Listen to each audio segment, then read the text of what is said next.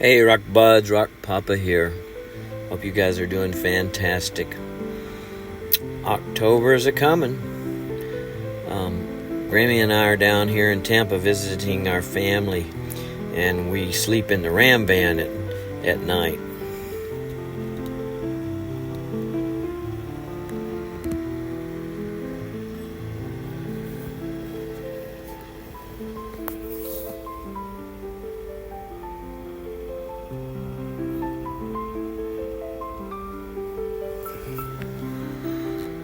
Anyhow, it occurred to me that you guys might want to have a list of all the Orogenies mountain building events that have shaped North America over the past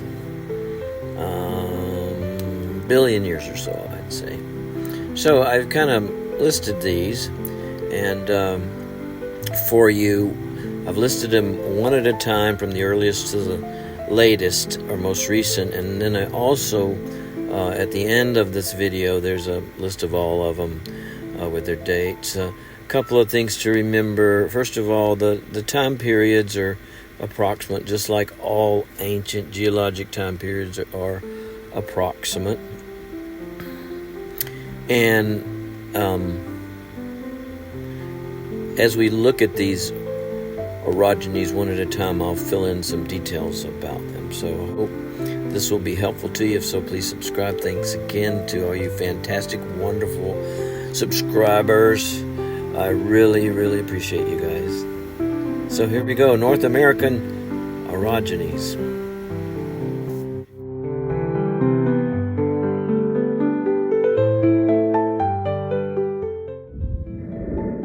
The first orogeny, or mountain building event that occurred after the rifting of Orogenia, is called the Taconian orogeny, which, when I'm not thinking about it, I also call it the Taconic orogeny. In this orogeny, a volcanic island chain formed off the coast of ancient North America.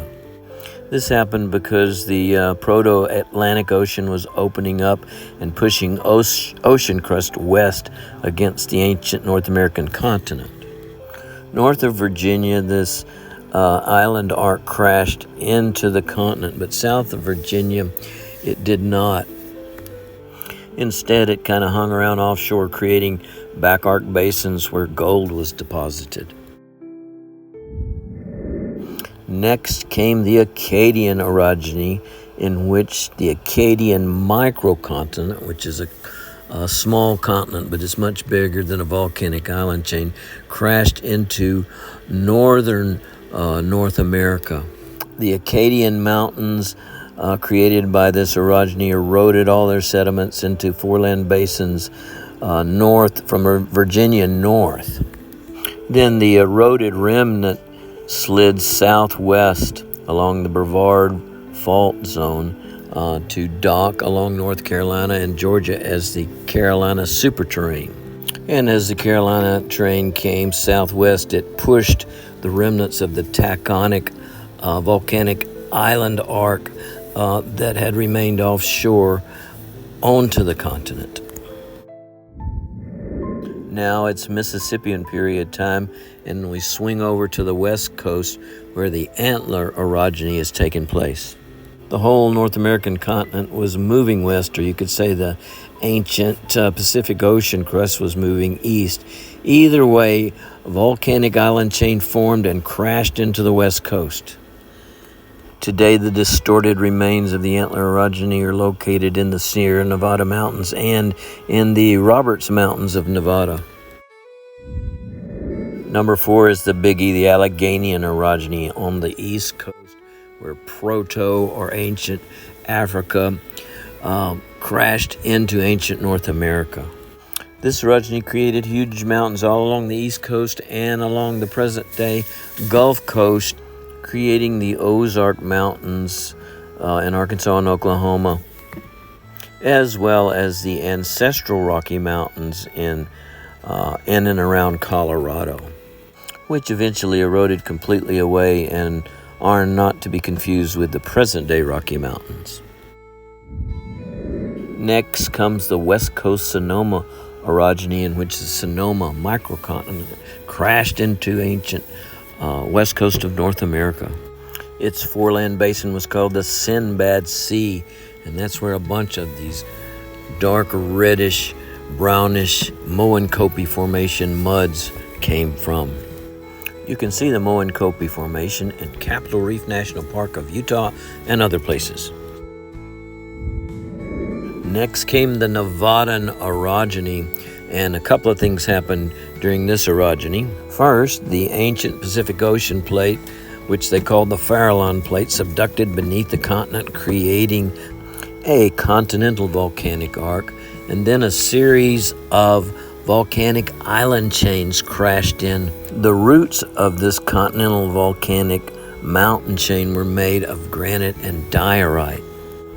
And later, as the Basin and Range province formed, the granite and diorite was thrust up along magnificent block faults, creating today's Sierra Nevada mountain range. And that made John Muir, me, and a lot of other folks very happy.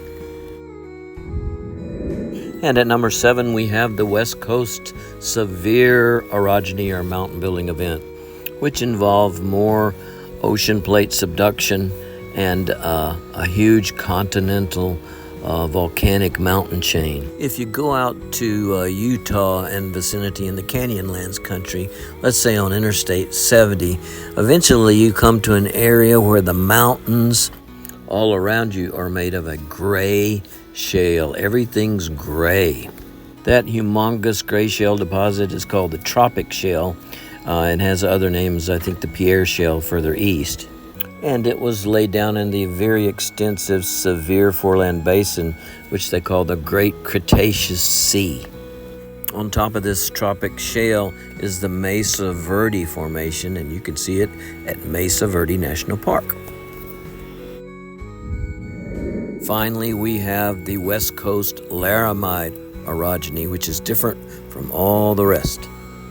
For millions of years, the subducting ocean crust of the Pacific plate had gone down beneath the continent at an angle of 45 degrees. Suddenly, for some reason that geologists are not 100% sure about, it went flat and extended deep into the middle of the continent, creating huge mountain chain, which eventually eroded down to nothing. But then all the block faulting associated with the basin and range pushed it all up again as our Rocky Mountains.